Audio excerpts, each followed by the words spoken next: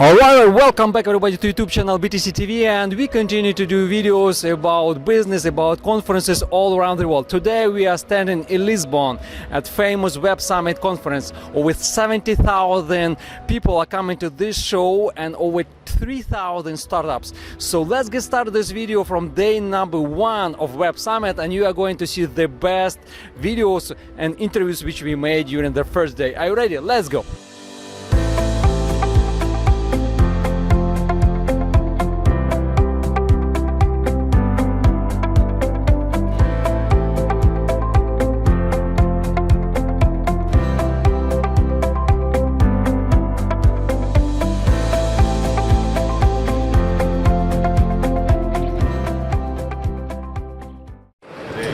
To discuss, please welcome to the stage Global Technology Correspondent for the Financial Times, Tim Bradshaw, and the co-creator of Facebook's new cryptocurrency, Libra, Weil.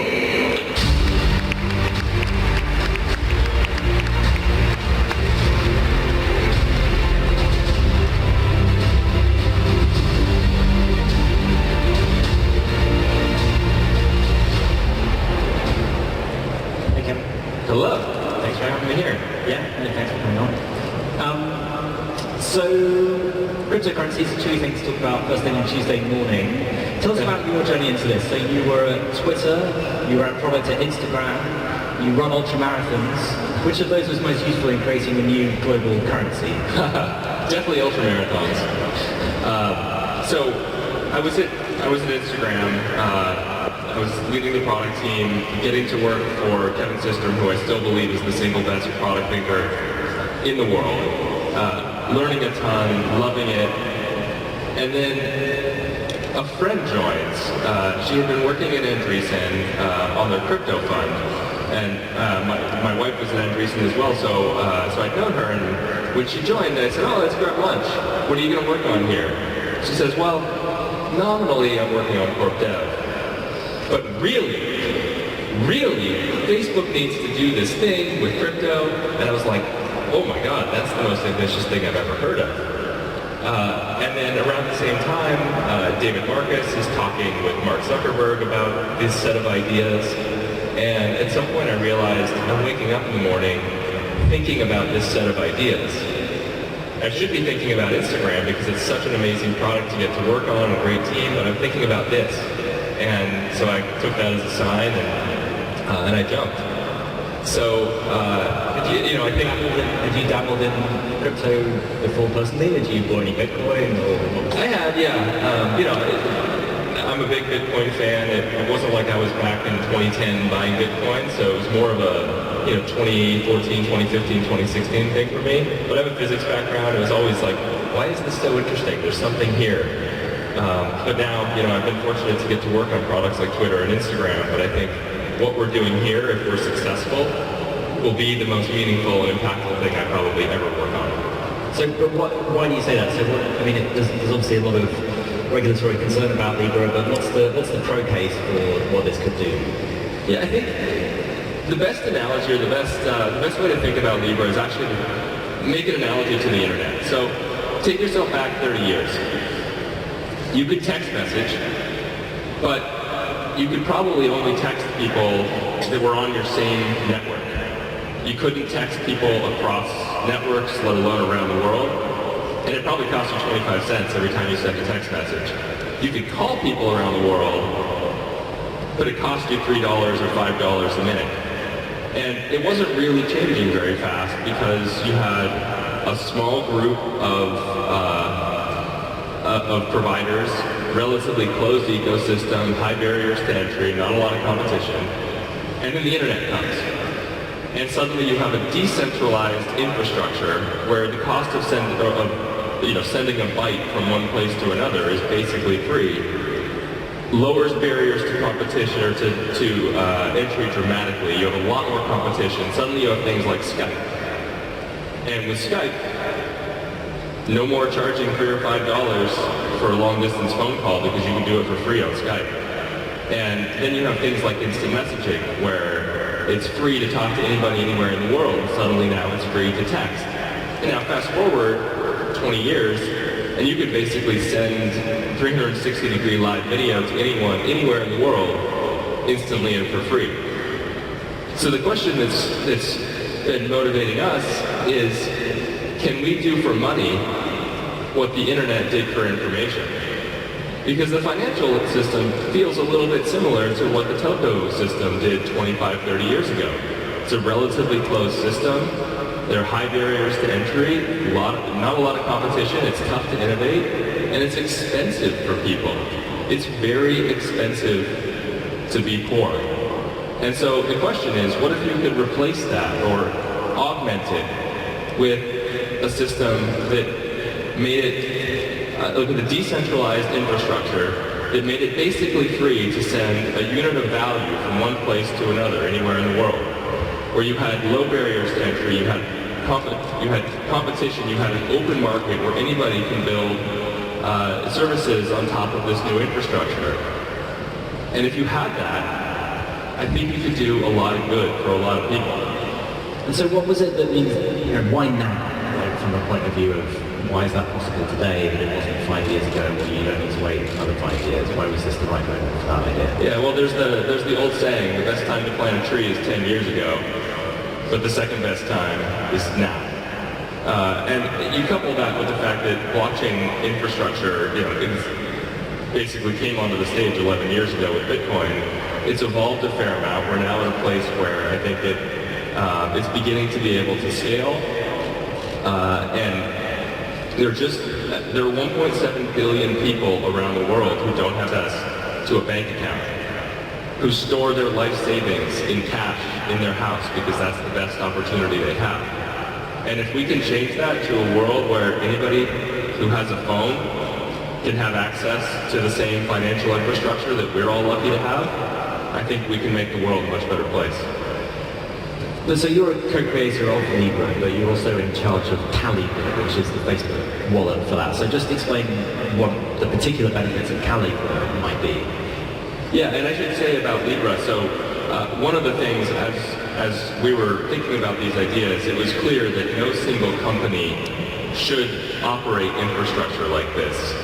And so from the beginning we knew that we were going to create something like the Libra Association, which is designed to be, it's a non-profit association based in Geneva, with the idea being that by the time we launch, there'll be 100 different entities, companies, NGOs, academic institutions, that help govern the infrastructure, that manage the reserve that backs Libra, and Facebook, or Calibra, the subsidiary of Facebook, is just one of those 100 with equal voting rights to everybody else. So that's really important to understand. One of 21. One of 21 currently, and with the goal of being 1 in 100 by the time we launch. So, Calibra, the Facebook subsidiary, we're building a digital wallet for Libra.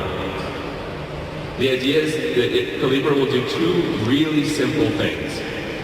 It'll let anybody store value securely and for free just using their phone, and it'll let people send money to any person or business anywhere in the world instantly. Two really simple things. But when you think that there are 1.7 billion people that can't do that today, those are important things. And so we'll deliver that wallet as a standalone app and also make it available within Messenger and within WhatsApp. Just Messenger and WhatsApp? What about Instagram or buddies? So starting in Messenger and WhatsApp, and the reason is our focus with Calibra is on remittances. So remittances are cross-border payments, generally between friends and family. So it's, you're in the Philippines and you have a wife and kids, you realize you can go work in the UAE and make 4 times as much as you can working from home. And so you do that and you're sending money back home to your wife and kids so that they can go to school, they can eat, etc. There's $700 billion a year that changes hands via remittances. The average fee is 7%. So you've got $50 billion a year in fees going to the people who have the least ability to pay. And worse, it takes 2 or 3 days. People are often going and picking up cash in a store and can be in physical danger. And we're just like, if it's a husband-wife, they almost for sure have a conversation going in WhatsApp already. Why can't we make sending money as simple as sending a text message? It shouldn't cost 7%, it should be free. It shouldn't take 2 or 3 days, it should be instantaneous. That's why we're starting with Messenger and WhatsApp. Okay. Take us back to last year when this was all kind of starting. It seems like a very daunting prospect to take on. Obviously, you've had some pushback in some parts of the world, which we'll get to, but how did you kind of decide? How do you make that decision? Like, does everyone, do you get half a dozen people around the table and you'll kind of say, let's try it? Who pulls the lever on that to kind of say, we're going to build a global currency? Yeah, it's one of the reasons that I find working at Facebook to be such a powerful place to be, because Mark is incredibly mission driven, and when problems like this come up, when opportunities like this come up, it's first and foremost, what is the mission, and does this help us achieve the mission? Can we, in this case, can we increase access to financial services for people all over the world? Can we lower the cost of financial services for people all over the world? And are we, as Facebook, in a unique position to have an impact here? And with WhatsApp and Messenger, for the reasons that we were just talking about, I think we really are. And that's the beginning of the decision. And when Mark commits, he commits. But who's around the table? Like, what's the kind of decision-making process? Because famously, Facebook does move fast. Yeah. How does that manifest itself? I think Mark and David have both been seeing the opportunity here, and I think the process of committing was one of understanding that this is not a small journey, it's not a short journey, it's not one that we can do alone. We knew from the beginning we were going to need partners alongside, that we were going to have the Libra Association, that Facebook would not have control over this infrastructure, and that we were going to have a lot of regulatory engagement, central bank engagement. Like, this is not going to be a thing that spreads like a social network. This is going to be the work, I think, not of years, but of decades. But it's a journey worth making. But the timing was interesting as well, because obviously Facebook was a little bit on the back foot in the last couple of years, post the Cambridge Analytica scandal and other kind of worries about election manipulation.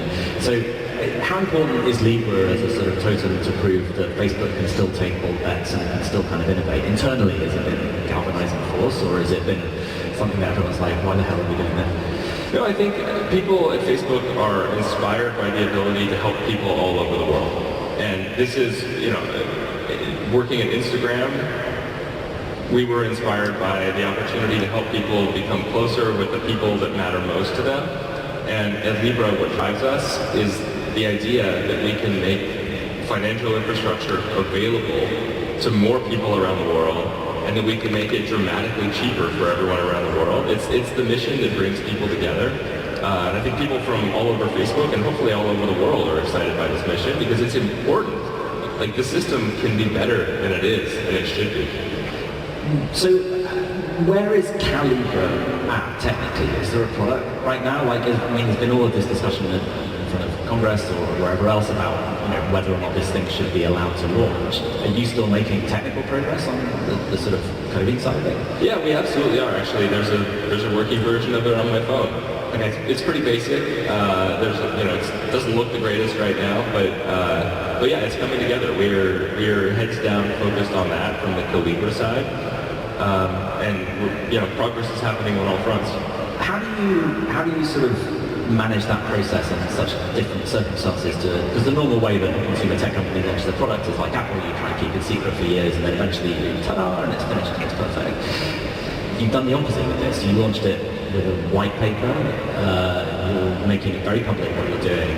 How does that affect the sort of internal management and product development? Yeah, this has been a different product than any that I've ever worked on, certainly. So when we announced this back in June, we announced it well ahead of time. We announced with a white paper, like Tim said, and we actually showed screenshots of the product we were building, and we did it because this is going to be a long journey, and we have to do it right. I mean, this is financial infrastructure. It's something we want to move quickly on, but we have to do it the right way. We have to ensure it's safe for people, and so we knew that we were going to spend a lot of time talking with regulators, talking with central banks, and that was the right thing to do. So we announced it well ahead of when it was ready so that we could have those discussions and take that feedback into account and make sure we were building the right system. Do you feel like it was a mistake going out so in advance of it being ready? Like, because a lot of the problems with regulators is everyone's projecting their own fears of what Libra could do to the global financial system or their monetary policy. If there was something that was out there that it was building off of, if you launched Libra as a wallet and then kind of said, okay, we're going to reverse it into this broader platform, do you think you'd have got less pushback? Well, I think it was important to actually get out and talk with the people that we're building for, because that's actually been, from the product development side, that's been another big aspect of it. No one has ever built a digital wallet for the entire world before, and let alone on a cryptocurrency. That's a thing that's new to people. So we've been spending a ton of time actually doing user research, talking with people in different locales, people we're hoping to serve, and trying to get this product right for them. Some of the people that have worked on those kinds of wallets before were part of the Libra consortium, but are not anymore. How much is the sort of pull out of those 7 partners before you form the formal Libra association? Has that increased the burden on Facebook yourselves? Do you feel like you've got to carry this more? No, we're one of 21. Look, when you say the technical work, we're doing a fair amount of the technical work, although it's been exciting. Libra is open source. That was another thing that we did when Libra was announced. It was open source the same day, so you can all go github.com/Libra. Please submit pull requests. We love developer feedback. That was a big part of why we announced this so early. But like when you step back, every new innovation that's been launched in the last 100 years, I like to read a lot of history, from film to TV, radio, cars, even bikes. You get tons of pushback, you get headlines like the ones we've been seeing around Libra. So that's okay, that was expected. And we have to make sure we do this the right way. We have to make sure that we do it in a way that's safe for people, that is an open ecosystem that's more accessible, that creates competition because that's good for consumers. But when you step back, 18 months ago this was an idea. Today we have 21 fantastic, committed organizations that are members of the Libra Association, a bunch more that are looking to be involved, so I would expect that number to continue to grow. We're making progress on basically every front, and I'm really excited about where we are. But how much of that open source code is committed by Facebook versus partners? I mean, today it's most of it, and we're developing all out in the open, so every issue, the entire roadmap, it's all out in the open. But I think it's only a few months old. A mark of success will be that we have people, in the audience here committing. And so we've taken patches from the outside. There are other developers that aren't us, and I expect that to continue to grow. Do you see a situation where if regulatory problems hold up Libra for a certain amount of time, and I mean it's been suggested you may not make the 2020 deadline of launching, not because of the technical problems, but because of regulatory holdbacks. Can you see a situation where Libra could launch first and just be something that's enclosed in the Facebook family about? Nope, we're committed to Libra as a product that's built on the infrastructure of Libra, and we've said publicly, Mark committed to it, David is committed to it, that we are going to launch only once we have regulatory approvals, and we're committed to that. Okay.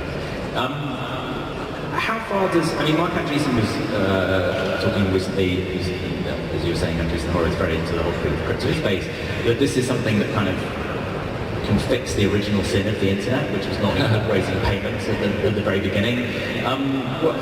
Why was that so difficult, and how does that help, to some extent, reduce the dependence on some of the things that people don't like about Facebook, which is data or tracking and advertising? How big a part of the business could payments be eventually? Well, so I think the internet analogy is a really apt one for a bunch of reasons. Here's another one. Take your current favorite digital wallet, whatever it is. Maybe it's PayPal or Venmo or Square Cash or Zelle or any of the ones that exist around the world. None of them work together. If you use one and I use the other, we can't actually send each other money. That's not the way the world should work. And the way Libra will work, the way services built on Libra will work, will be much more like email. You and I don't have to collaborate on which email provider we're going to use before we send each other an email. We don't have to choose which browser we're going to use tailored to which individual website you're going to go to. These things are protocols, and as long as you build to the protocol, everything's interoperable. Libra's the same way. So when we're building a wallet as Libra, but anybody else, every person in this audience, the smallest entrepreneur all the way up to the biggest business in the world can build wallets for Libra, and all of them are interoperable. So I may choose to use the Libra wallet, you may choose to use a different wallet, and we can send each other money. The same way we can send each other email while using different email providers. Like, that's the way this should work. And it's one of the things I think is important. David Marcus was saying last week he didn't think Libra would even be the best Libra wallet. Well, I hope it's the best for a lot of people, but look, let's just take it directly. There are going to be people who are not comfortable using a financial product built by Facebook, and that's okay. That's the whole point of the way this system is developed, because you don't have to use a Facebook product ever in order to get all the value from the greater accessibility and the lower cost of the Libra ecosystem. So, we're going to do everything we possibly can to build a great product, and we've committed publicly on the day that we announced that your financial data in Libra will stay separate from your social data in Facebook. So any of the financial data that you use as part of Libra never gets used for ad targeting or any of that. But I bet not everybody in the audience believes me, and that's okay. It's something we're committed to. We're doing a ton of work behind the scenes to make that happen. We believe in it deeply, but if you don't, that's why it's important that there are thousands of other wallets on the Libra ecosystem. You can use any of them, and you can get the full value that Libra offers. But there are other products that you could build on top of Libra that just go beyond the wallet, right? I mean, what are the kinds of ideas that you talked about that would add other kinds of financial services on top of the Libra platform within Facebook itself? I mean, the exciting thing is that you can imagine businesses, Libra is an open ecosystem, so anybody can build any business they want to on top of Libra, and instead of building on today's rails that have a significant number of middlemen and a bunch of fees built in, you're building on top of rails that anybody with a phone can access, and it have basically zero cost to them. And the set of financial services that can be built, the improvements that can be made to the existing system are huge. And the whole point is that it isn't just us that are building, it's anybody in the audience, anybody around the world can build these services on top of Libra.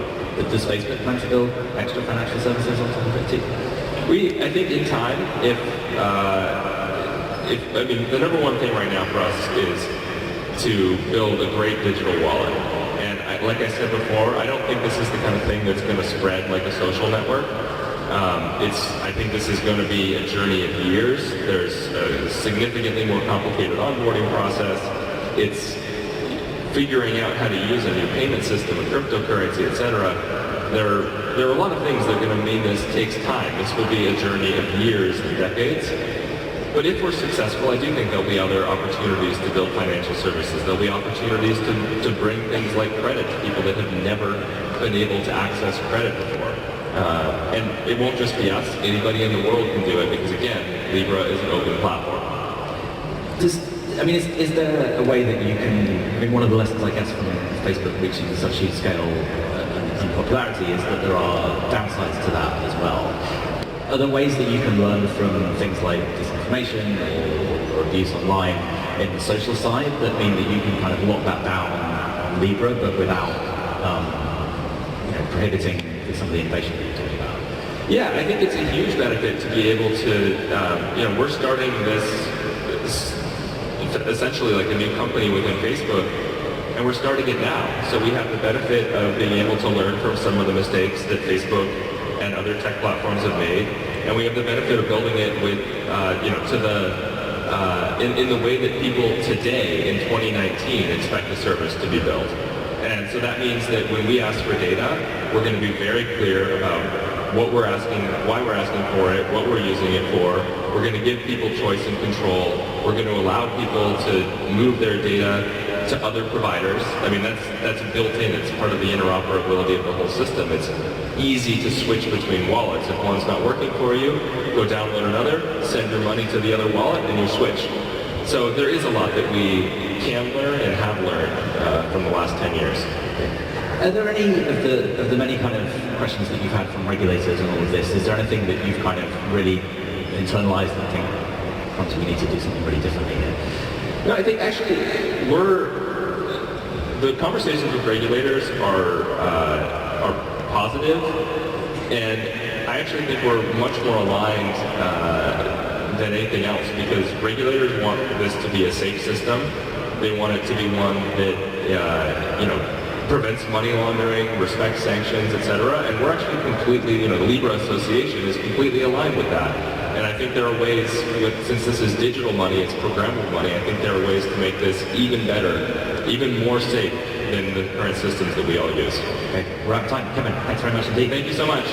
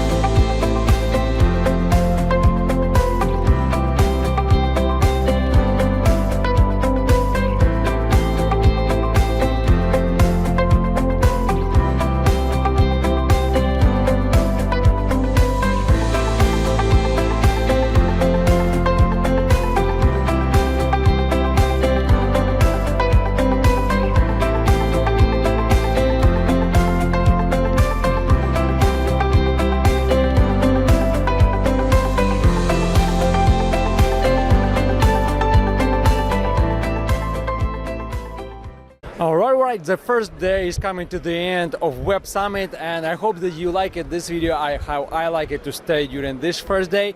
But as you know, this is not the end, because this is going to be the second, third day in the next video. So don't forget to subscribe to our YouTube channel BTCTV for such more great videos. So thanks for watching, and see you in the next one. Bye for now.